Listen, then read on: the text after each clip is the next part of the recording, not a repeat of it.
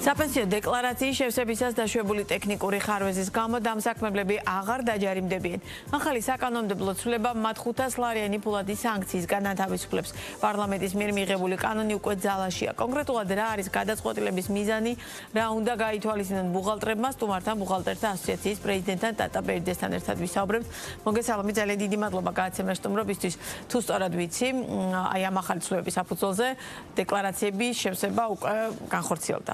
რეალურად თავდაპირველად მაყურებლისთვის უფრო კიდევ ერთხელ რომ განვარტოთ, განსაკუთრებით მათთვის, ვისაც ეს უშუალოდ ეხება, რა ცვლილებასთან გვაქვს საქმე, რა იცვლება, რა იყო, რა იცვლება და რა უნდა გაითვალისწინონ თქვენი კოლეგებმა იმისთვის, რომ ამ ტიპის პრობლემებისგან, რომელსაც დეკლარაციის არასწორად შევსება აქამდე იწვევდა, რეალურად თავი დაისხვიონ. მოგესალმებით პირველ რიგში და ძალიან დიდი მადლობა მოწვევისათვის. თემა ძალიან მნიშვნელოვანია, ვინაიდან ნამდვილად თითოეული კომპანიის ინტერესთა საგანია, იმიტომ ჩვენ ვიცით, რომ არსებობს კომპანია, რომელსაც დღეს ბუღალტერი არ ემსახურება და რა თქმა უნდა, თუ კი ეს ასეა, აქედან გამომდინარე გამოდის, რომ რა თქმა უნდა დეკლარირება უწევს ყველას. რა შეიცვალა? ცვლილებები საპენსიოსთან დაკავშირებით მრავალი გვაქვს და ყველაზე საინტერესო ის არის, რომ ეს ცვლილებები ფაქტობრივად ორ ეტაპად განხორციელდა. შეიძლება ითქვას, რომ 1 მაისიდან შემოვიდა ძალაში საპენსიოსთან დაკავშირებით სრულიად ახალი რეგულაციები, სადაც როგორც ვიცით, გაერთიანდა საშემოსავლოს და საპენსიოს დეკლარაცია. ანუ ეს ნიშნავს იმას, რომ ბუღალტრებს ცალ-ცალკე აღარ გვიწევს ორი ცალ-ცალკე დეკლარაციის ატვირთვა, რაც რა თქმა უნდა კომფორტულია. ასევე შემოვიდა განსხვავებული რეგულაციები, რომლებიც საპენსიოში თანხების გადარიცხვას და დეკლარირებას უფრო ამკაცრებს. მეორეს მხრივ ამავე დროულად დეკლარაციის დაზუსტება 15 რიცხვის შემდეგ, ანუ საბადო თარიღში იწვევდა ჯარიმას. აქ მნიშვნელობა არ იყო დააზუსტებდი ტექნიკურად, შეცვლიდი რაიმეს ტექნიკურად თუ უბრალოდ თანხით შეცვლიდი ამ შემთხვევაში და სწორედ ეს იწვევდა 500 ლარიან ჯარიმას და განმეორებით შემთხვევაში 1000 ლარიან ჯარიმას, რაც დამეთანხმებით, რომ ძალიან ასე ვთქვათ, იწვევდა სხვა რაღაც გარკვეულ ცვლილებებს, რომლებიც არც თუ ისე სახარბიელოა ამ შემთხვევაში მუშაობის დროს. სწორედ აი ამის შედეგად მივმართეთ პარლამენტს, ქონდა არგუმენტირებული საუბრები ამასთან დაკავშირებით, ვისაუბრეთ თუ რა პრობლემებს იწვევს ეს ბუღალტრებისთვის კონკრეტულად.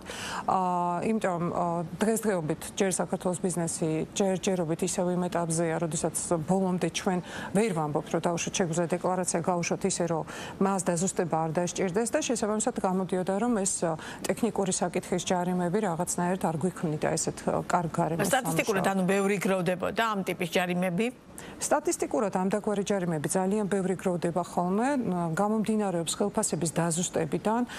მოგეხსენებათ, ხელფასი არ არის ესეთი რიცხვი, ხო? ანუ არის ზოგან არის ფიქსირებული ხელფასი, მაგრამ იმ კომპანიებში, სადაც ფიქსირებული ხელფასი არის, ძალიან ხშირად ხდება, რომ საბადო თარიღის შემდგომაც ხდება რაღაცნაირი დაზუსტება უზუსტობების, თუნდაც იგივე ბონუსურ სისტემაზე მომუშავე კომპანიების ნაწილში, განსაკუთრებით ეს რთული იყო დისტრიბუციაში, ასევე ეს იყო ყველაფერი ძალიან რთული გაკითხვებში, როდესაც თითოეული ბონუსის დაანგარიშებას კიდე რაღაც დრო სჭირდებოდა და უკვე მაშინ, როდესაც თუნდაც იგივე დასაქმებული აღმოაჩენდა, რომ ვთქვათ, მისი ხელფასი არ იყო, ვთქვათ, ბოლომდე სწორად ჩარიცხული და უკავშირდებოდა შემდგომ ბუღალტერიას და სხვა რა გზა რჩებოდა, ხო? ანუ გამოდის, რომ შენ ხელფასი უნდა ჩაურიცხო და რა თქმა უნდა თავისთავად ხადია გვიწევდა უკვე დეკლარაციის დაზუსტებას და მხოლოდ ეს არ არის ამ შემთხვევაში.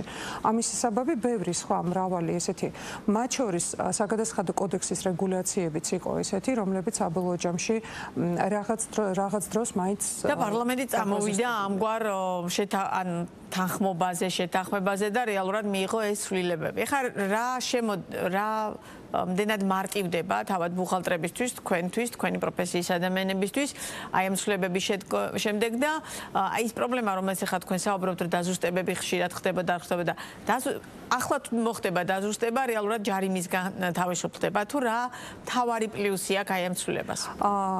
მადლობა, რომ მაძლევთ შესაძლებლობას ეს კარგად ჩავშალო, იმიტომ ძალიან მნიშვნელოვანია. პირველ რიგში რა რაც შეიცვალა 1 მაისიდან. მოდით ეს ვთქვათ. ჩვენ ადრე შეგვეძლო დეკლარაციის გადაგზავნა, ანუ საპენსიოში დეკლარაციის გადაგზავნა და პრინციპში გადაგზავნილი დეკლარაციის შედეგად როგორც ესეთი ესევე მყისიერი ჯარიმა არ მოდიოდა.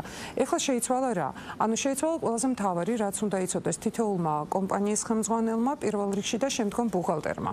იმიტომ კომპანიის პირველ რიგში კომპანიის ხელმძღვანელის პასუხისმგებლობაა თვითონ საპენსიოს გადარიცხვა.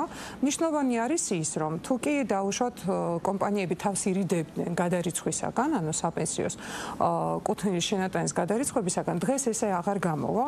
არ გამოვა იქიდან გამომდინარე, რომ როგორც კი გადავაგზავნით დეკლარაციას შემოსავლების სამსახურში განაცემთა შესახებ, ანუ ხელფასების შესახებ დეკლარაციას გზავნით თუ არა, ავტომატურად ეს დეკლარაცია იბმევა საპენსიო სისტემაში და შესაბამისად საპენსიო სისტემაში, როდესაც შემოდის დეკლარაცია და ანგარიშზე არ ხვდება საპენსიოში გადასახდელი თანხის საკმარისი რაოდენობა, რაც უწევს იმ დეკლარაციით, შესაბამისად ავტომატურად უბრუნდება ჯარიმა კომპანიებს. ეს მნიშვნელოვანი განმარტება. ეს ძალიან მნიშვნელოვანია, მინდა რომ ეს იცოდეს აბსოლუტურად თითოეულმა ბუღალტერმა და თითოეული კომპანიის ხელმძღვანელმა და რაც მთავარია, ძალიან ხშირად არის რომ ბუღალტრები ამაზე საუბრობენ, თუმცა რაღაცნაირად განსაკუთრებული ყურადღების გამახვილება კომპანიების ხელმძღვანელობის მხრიდან განსაკუთრებით მცირე ბიზნესზე მაქვს საუბარი არ ხდება.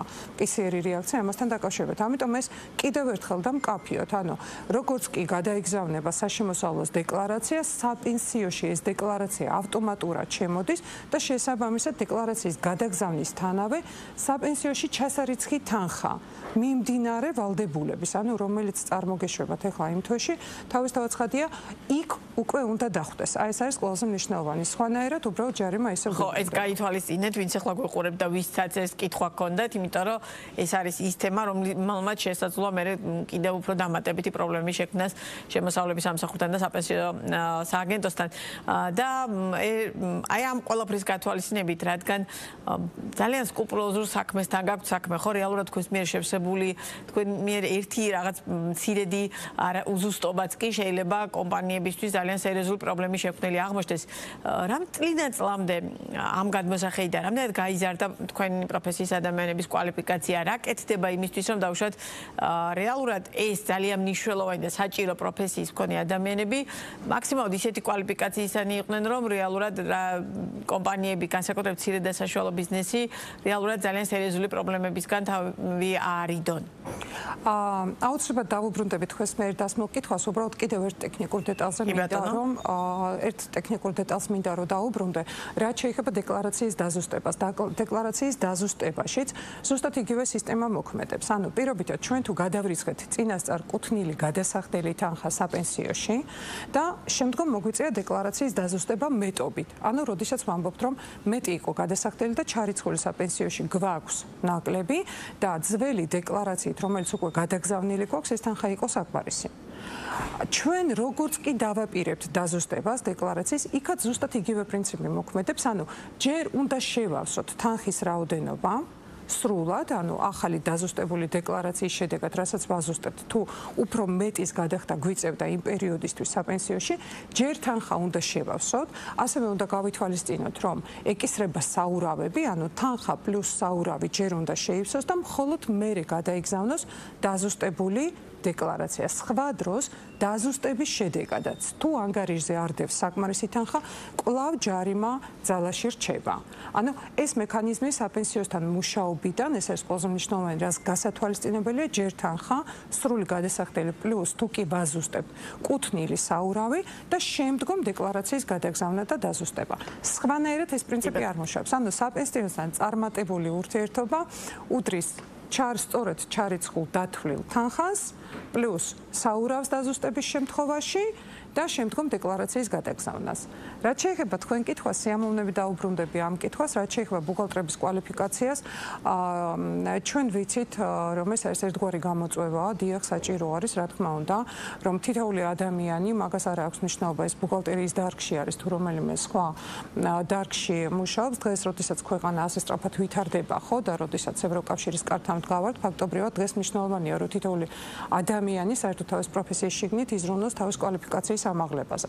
ბუღალტრებს რაც შეეხება ეს იმდენად დინამიური პროფესია, ცვლილებები იმდენად ხშირად ხდება, რომ შეიძლება ვთქვათ რაღაც გვარად, რომ ცვლილებების მიმართ მდგრადობა უკვე გაგვაჩნია. რა თქმა უნდა, მისასალმებელია, რომ ბუღალტრები მაქსიმალურად ყოველწლიურად მინიმუმ 2-3 ტრენინგს მაინც გადიან ამ ცვლილებებიდან გამომდინარე, მაგრამ მინდა ვისარგებლო თქვენი ეთერი და მივმართო კომპანიის ხელმძღვანელებს. მაშინ, როდესაც თქვენ ტრენინგზე და კვალიფიკაციის ამაღლებაზე უშვებთ გაყიდვების სპეციალისტებს, რაც ძალიან მნიშვნელოვანია. ვისურვებდი, რომ იფიქროთ თქვენი კომპანიის სტაბილურობაზე და იმ ადამიანზე, რომელიც ამ ყველაფრის აღრიცხვის უკან დგას. იმიტომ გამოწვეული აი ამდენი ცვლილება, რა თქმა უნდა, ყოველთვის იწვევს ბუღალტრის ხარისხის და კვალიფიკაციის ამაღლების ცვლილება საკმარისია თვალსაჩინოებისთვის, რამდენად ბევრი დეტალის გათვალისწინება გიწევთ საქმიანობისას. და ხშირად არის აქვე მინდა ვისარგებლო ისო ბიზნეს პარტნიორის ეთერით და მინდა მივუწოდო, რომ ხშირად ბუღალტრებს ხელფასი არ აქვთ იმდენი, რომ უზრუნველყონ თვითონ თავიანთი განათლება, ხო? ანუ როგორც ესეთი და ამიტომ ძალიან კარგი იქნება თუ შეიძლება ამ ხრივ მიდგომა და ბიზნესი გაითვალისწინებს, რომ ამდენი ცვლილებების ფონზე, რომლებიც არა მხოლოდ დღეს ხდება, არამედ ეს არის ყოველდღიური გამოწვევებია ჩვენს პროფესიაში, რა თქმა უნდა იფიქროს იმაზე, რომ წელიწადში ერთხელ მაინც უნდა დაინტერესდეს თუ გადის თავისი ბუღალტერის საკვალიფიკაციო კურსებს და პარალელურად დაუფინანსოს აღნიშნავს. კი ბატონო, ძალიან დიდი მადლობა, წარმატებებს გისურვებთ. სიამოვნებით გიმასპინძლებთ ამ და სხვა აქტუალურ თემებზე სასაუბროთ, როდესაც იქნება ახალი ცვლილებები თუ დადგა მის საჭიროება. ტატა ბერიძე იყო ბიზნეს პარტნიორის პირდაპირ ეთერის სტუმარი.